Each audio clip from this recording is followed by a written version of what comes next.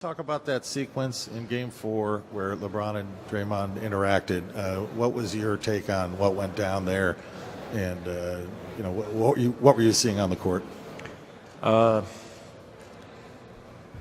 mean, I got tangled up. I didn't even get to see the whole play. I saw them barking at each other, but it's nothing that's.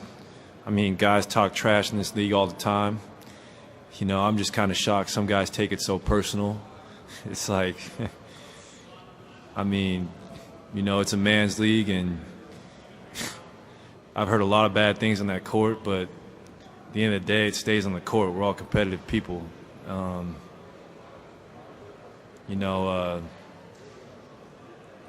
mean, trash talk it's a part of the game in basketball. I feel like it's part of any sport, especially this competitive. LeBron spoke about that directly after the game. Do you think he overreacted? I don't know. I don't know how the man feels, but obviously people have feelings, and people's feelings get hurt even if they're called a bad word. I guess his feelings just got hurt. I mean, we've all been called plenty of bad words on the basketball court before. You know, some guys just react to it differently. All I can say for myself individually, I just try to ignore it or just let it fuel the fire. But I don't carry it with me when the job is done. Joe on the left side.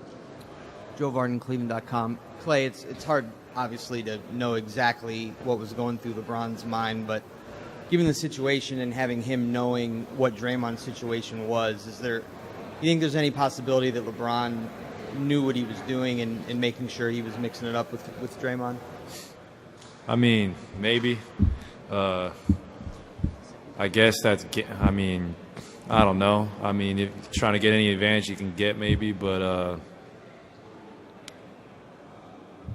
I can't speak for the man. I don't know how he thinks or what his motive was, but from my point of view, just look like two competitors who wanted to win very badly, getting tangled up. I mean, I've seen it thousands of times in this league. Obviously, with the stakes that are we're playing for, everything's going to be a little more in the spotlight. But I don't think he was. Steve in the back. Steve Ashburner, NBA.com. Klay, given how hot Draymond sort of runs, how he plays, you aware of any of you guys having any talks with him to sort of remind him of where he stood in this point system? And the second part is it a little bit like starting a game with 4 or 5 fouls in his case, because he knows that the first one's going to be a problem? Yeah, I mean, we mentioned it, but I don't think he did anything purposely to put himself in that position. From what I saw out there, it just looked incidental, but whatever he did in Game 4 was not on purpose. So he was not trying to. Draymond's a very intelligent player. He was by no means trying to get thrown out. So we're going to make up for it, though, and it is what it is at this point, and we're just going to go out there and next man up approach. Mark, back right. Mark Spears, ESPN's The Undefeated. Klay, let's talk about growing up, playground.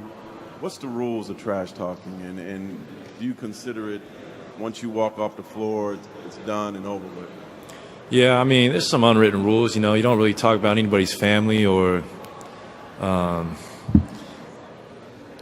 that's probably the biggest rule. You don't bring any outside factors into it. But if it's just, you know, talking man to man, you know, at least when me and my friends playing, growing up, AU circuit, whatever, if it was something you said to another individual and it was going out their character or whatever, but it was just about them, you can live with that. You know, I mean, I grew up with brothers too, so when we would play, I mean, we would always try to put each other down, and I grew up with a lot of friends close in age, we were competitive, but you just, like I said before, don't bring anybody's family. That's the only time I really cross the line. You bring someone's family into it or talk about race or gender or something, but when it's just a bad words or something or some cuss words, man, it's emotions. You let it go and you let it stay on the court.